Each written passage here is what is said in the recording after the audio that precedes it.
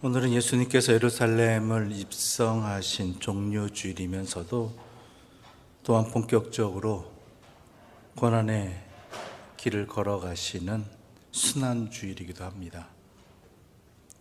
즉, 이 이야기는 사순절이 끝을 향해 가고 있다라는 말씀이지요. 여러분이 잘 아시는 대로 사순절은 하나님의 나라를 향한 예수님의 꿈과 열정이 십자가의 죽음으로 이어지는 절기입니다.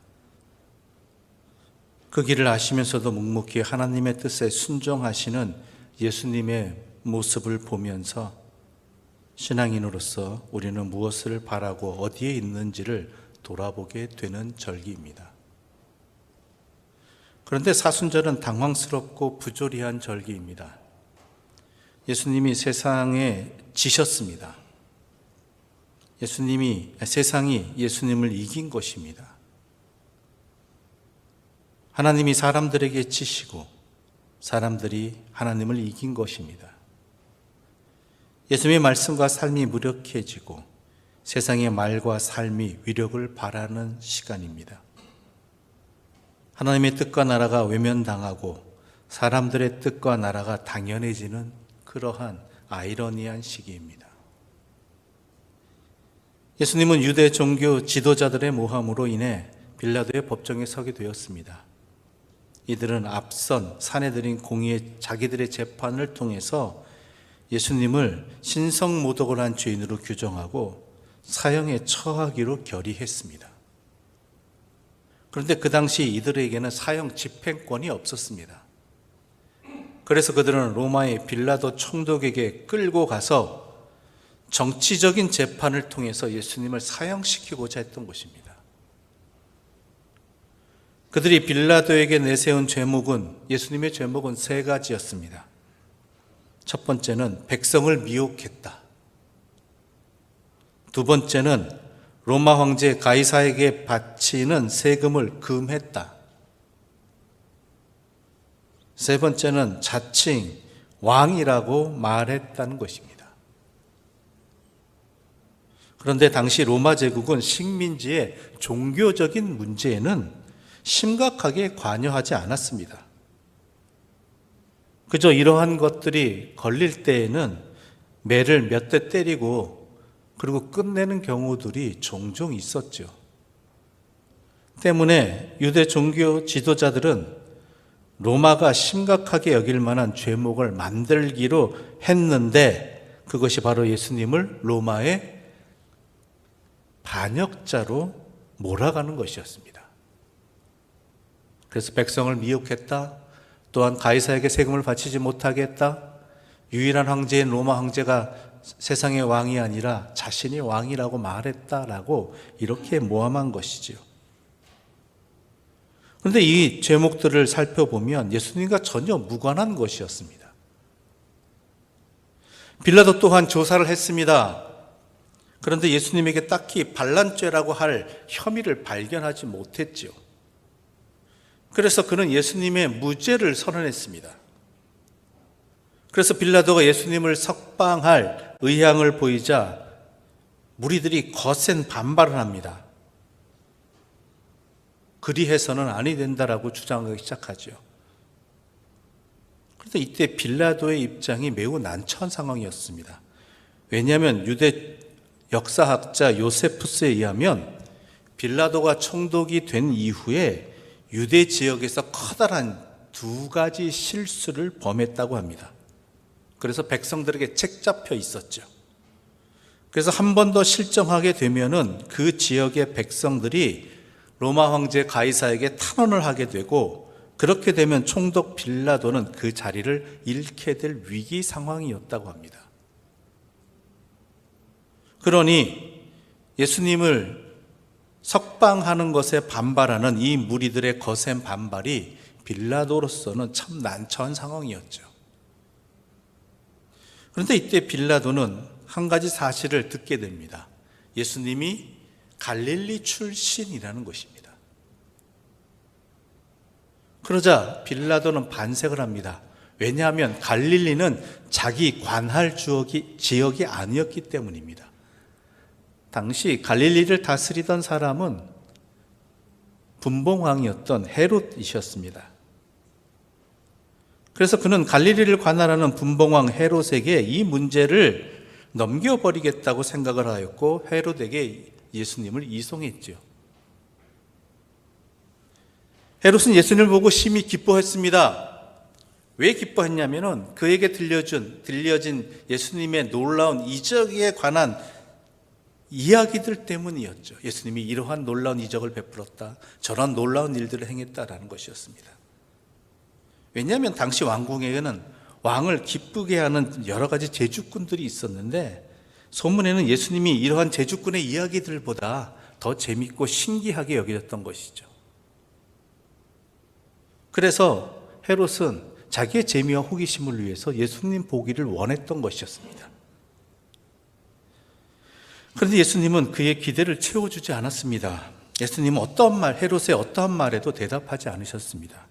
왜냐하면 헤롯이 자기를 왜 기뻐했는지를, 만나기를 원했는지를 분명히 알았기 때문입니다. 예수님이 베푸신 이적은 하나님 나라가 이 땅에 오심과 예수님께서 그리스도이심을 선포하는 그러한 목적을 가진 행동이었지만 한낱 자기의 재미와 호기심에 들뜬 왕을 즐겁게 해주는 그러한 재미거리가 아니었기 때문입니다. 예수님을 업신여기고 희롱하던 헤롯은 아무 재미가 없어지자 흥미를 잃어버리고 빌라도에게 예수님을 다시 보내기로 합니다. 헤롯에게서 예수님을 돌려받은 빌라도는 또다시 재판을 시작해야 되는 상황이 벌어졌습니다. 근데 살펴보았자 예수님은 죄가 없거든요. 로마 제국에 어떠한 해를 끼친 적도 없습니다. 그래서 무죄 판결을 내리려고 하였습니다. 유대교 입장에서 예수님의 죄명은 신성모독과 백성을 선동한 것이었지만 로마 총독의 입장에서는 예수의 그러한 모습은 로마 제국의 뚜렷한 죄가 되지 않기 때문이었죠. 그래서 헤롯에게도 넘긴 것이었고, 그런데 헤롯도 예수님에게서 어떠한 죄도 찾지 못했기 때문에 다시 돌려보내고,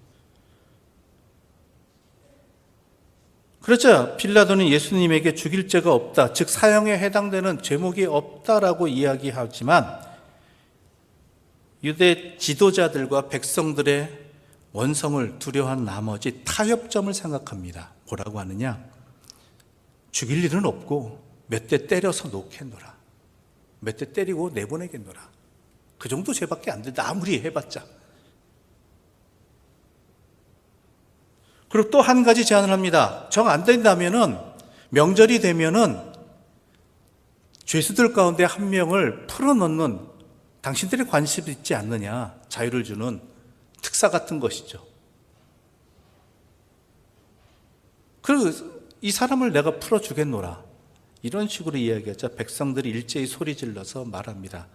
바라바를 놓아주고 이 사람을 십자가에 못 박으라고 이야기합니다. 세 번째, 빌라도는 이야기합니다. 이 사람이 무슨 악한 일을 하였느냐? 나는 그에게서 죽일 죄를 찾지 못했다라고, 차라리 때려서 놓겠다라고 그렇게 말을 하죠. 그러자 다시 한번 외칩니다. 23절의 말씀 함께 읽어보겠습니다. 23절입니다. 그들이 큰 소리로 재촉하여 십자가에 못 박기를 구하니 그들의 소리가 이긴지라.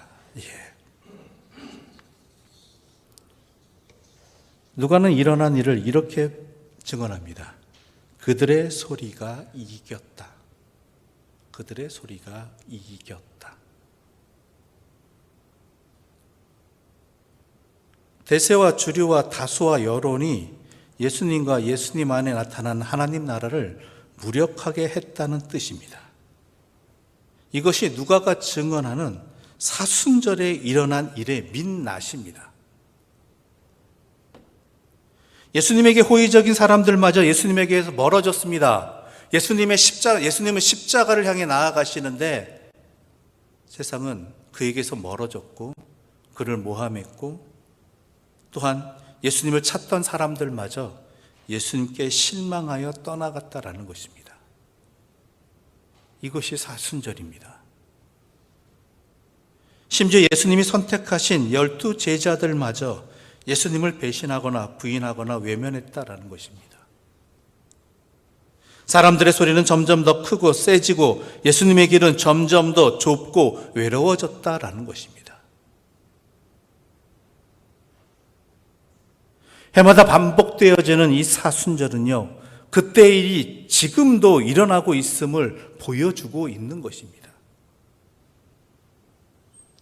예수님은 십자가의 길을 가시지만 오늘도 세상의 소리가 이깁니다. 예수님은 하나님 나라를 말씀하셨지만 오늘도 세상의 소리가 더 크고 셉니다. 사순절을 지키는 그리스도인들도 예외가 아닙니다. 몸은 예수님 곁에 있지만 마음은 세상의 소리로 가득합니다. 어떠한가요? 말은 예수님을 주님으로 고백하지만 발은 세상으로 가 있습니다.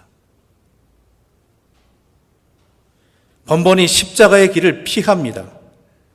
번번이 신앙의 무력함을 토로합니다. 번번이 세상의 소리와 같은 목소리를 내고 있습니다.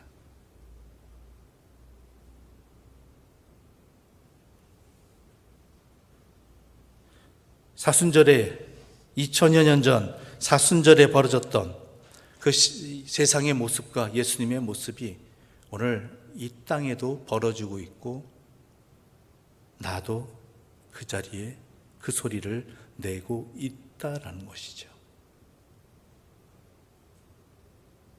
하지만 다행인 것은 우리 모두가 알고 있습니다.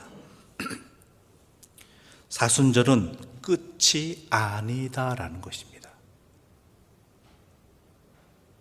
소리가 이겼다라는 말은 세상의 소리가 옳다는 말이 아니라 세상이 예수님을 거부했다라는 말입니다.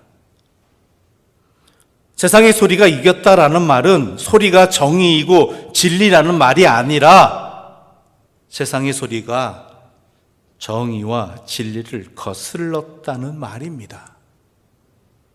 예수님 앞에서 그랬듯이 오늘도 그러하다라는 것입니다. 분명히 알자라는 것이죠. 소리가 이겼다라는 말은 대세와 주류와 다수와 여론이 하나님의 뜻이라는 말이 아니라 그 소리에 묻힌 예수님의 말씀과 삶이 그 삶에 하나님의 뜻이 있었다라는 말입니다. 무엇을 듣고 어디를 바라보고 어디를 향하고 있느냐라는 것이죠. 사순절은 세상에 대한 고발이자 교회와 그리스도인의 뼈저린 고백입니다. 소리가 이기는 현실이 있습니다. 그것은 다름이 아니라 세상에 악과 불의가 있다라는 증거입니다. 그것을 성찰하는 시간이 바로 사순절입니다. 복음의 무력함이 사람들의 욕망과 교만이 만든 결과라는, 즉 복음이 무력한 게 아니라 사람들의 욕망과 교만이 복음을 무력하게 만들었다는, 내 삶의 복음이 나에게 무력하게 되게 만들었다라는 내 욕망과 내 교만이, 그것에 대한 참회의 시간이 바로 사순절입니다. 현실에 대한 두려움이 십자가를 예수님만의 홀로 지신 십자가로 만든다는 반성입니다. 그러한 사순절이 되고 있느냐라는 것이죠. 그런데 소리가 점점 더 커지고 강력해지는 현실에서도 예수님은 하나님을 향한 사랑을 잃지 않으셨다라는 것입니다. 소리가 당신을 따르던 이들마저도 집어삼키는 현실에서도 우리 예수님은 이 땅과 우리를 향한 사랑을 잃지 않으셨다는 말씀입니다. 예수님은 그들의 소리에도 불구하고 하나님께 이끌리신 분이었습니다. 예수님은 휘둘리고 넘어지는 사람들을 보시면서도 그들이 언젠가는 다시 하나님께로 돌아올 날을 기대하셨다라는 것이지요. 자신을 향해 십자가에 못 박으라고 외치는 그들의 그 악에 바친 그 사람들의 소리를 들으시면서도 그들이 하나님께로 돌아올 것이라는 것을 기대하셨다는 것이고 기도하셨다라는 것입니다. 올해도 우리는 사순절을 지키면서 40일 동안 예수님의 뒤를 따라왔습니다. 그 길에서 우리는 예수님의 말씀을 듣다가도 세상의 소리에 넘어가기도 하였습니다. 세상의 소리에 솔깃하다가도 다시 예수님께로 돌아오기도 하였습니다. 고민도 되고 갈등도 되었을 것입니다. 또한 두렵기도 하고 답답하기도 했을 것입니다. 하지만 이것만은 분명합니다. 그 시간이 지나면서 우리는 다시 보게 될 것입니다. 예수님을 따라 십자가의 길에 있는 소수와 소리를 따라 세상의 길에 있는 다수를 우리는 또한 제대로 보게 될 것입니다. 그리고 이 사순절이 끝나면 부활절이 온다는 것은 분명한 사실입니다. 결국 예수님이 승리하셨고 또한 예수님의 소리가 이겼습니다. 우리의 삶도 그러한 결말을 알고 있다라면 이 시간 이 사순절 다시 한번 우리를 살펴보고 주님의 십자가를 따를 수 있는, 주님의 소리에 귀를 기울이고 묵묵히 그 일을 감당해 나갈 수 있는 힘을 얻는 하나님의 사람들 되시기를 간절히 소망합니다. 기도드리겠습니다. 하나님 아버지, 이 사순절 고난주간을 앞에 두고 소리가 이기는 현실이 우리 앞에 있습니다. 그것에 굴복하지 말게 하여 주시옵소서. 세상의 소리는 예수님을 십자가에 못 박아 죽였지만, 그리고 사람들을 떠나게 만들었고 제자들을 도망하게 만들었지만, 결국에는 주님의 십자가가 참된 생명의 길이었고 그리고 승리였다는 것을 분명히 알게 하여 주시어서 믿음으로 주님을 따르게 하여 주시옵소서. 예수님의 이름으로 기도드립니다. 아멘.